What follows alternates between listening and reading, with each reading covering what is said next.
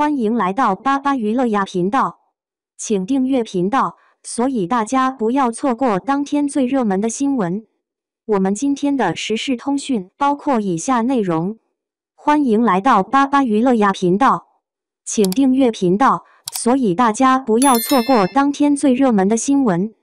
我们今天的时事通讯包括以下内容：同样爱杨紫，邓为对比诚意，差距一目了然。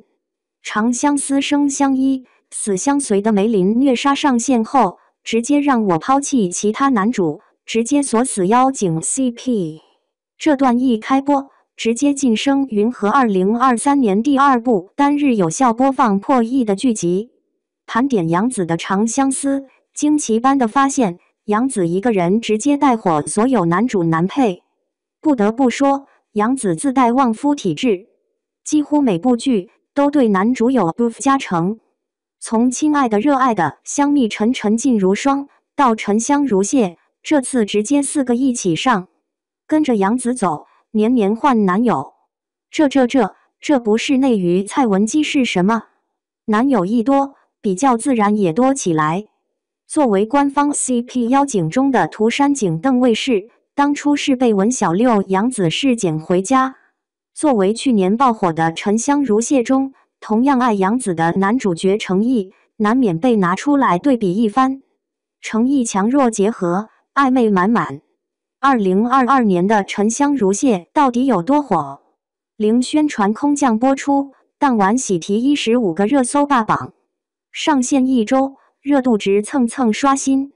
随着剧情的推进，所有追剧党都在哭着喊更新。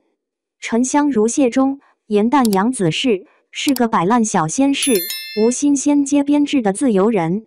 帝君应渊程毅是身为天界4大帝君之首，是强者中的强者，自带夸夸团爱慕者无数，本人却恪守难得，为守护6界封心所爱，极为高冷。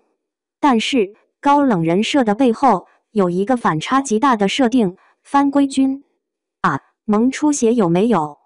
看似格格不入的两人，在许多方面却是一致的。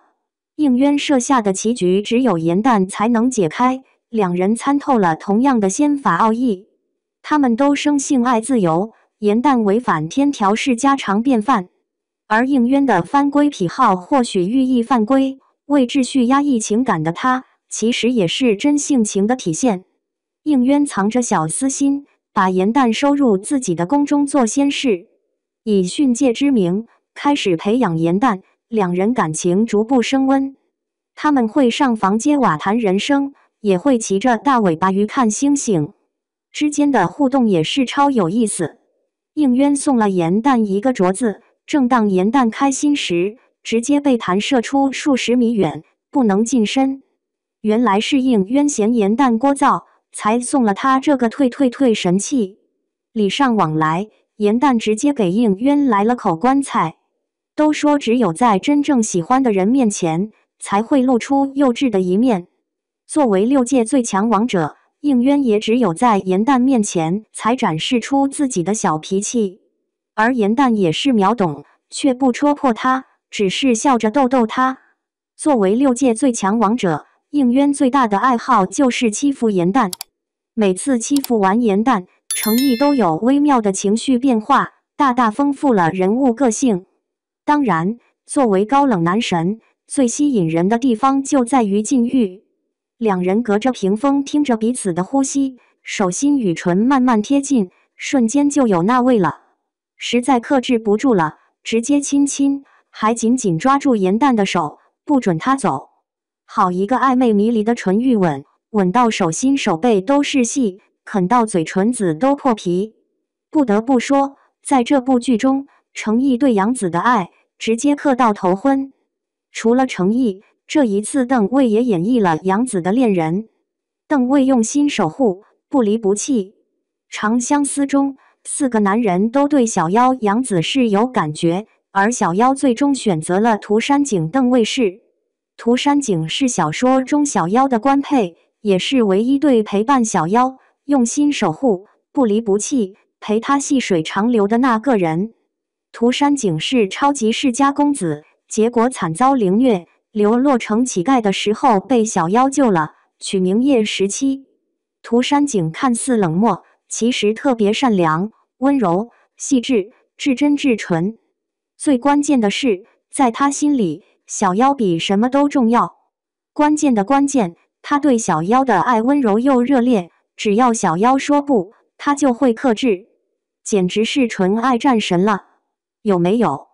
涂山璟痊愈，将自己收拾利落，自带 BGM 的出现后，上来就绑定了主人。你救我，我是你的仆人。瞬间我耳边全是那句敬请吩咐妲己，主人。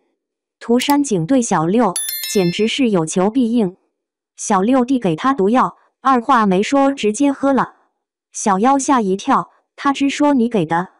香柳要带兵，携小妖要军需，他砸钱买，只要能帮到小妖，倾家荡产也不惜。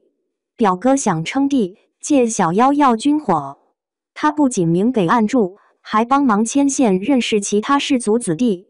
面对小妖，他无条件只会说好，完完全全的包容和溺爱，堪称娇妻。天天清晨做饭做家务，发现小妖脖子有吻痕，床上有发丝时，默默委屈守家。总的来说，就是捡个乞丐变老公之纯情男虎火辣辣。涂山璟无条件的爱，救赎了小六，也救赎了自己。不得不说，妖精就是一对纯爱救赎 CP。沉香如屑中，诚意分饰三角，其中2个角色都与杨紫饰演的严旦有感情纠葛。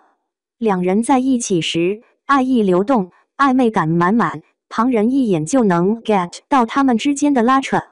再说回《长相思》，其实关于涂山璟，大家还是有一定争议的。争议的关键点在于他每次的懦弱和退缩。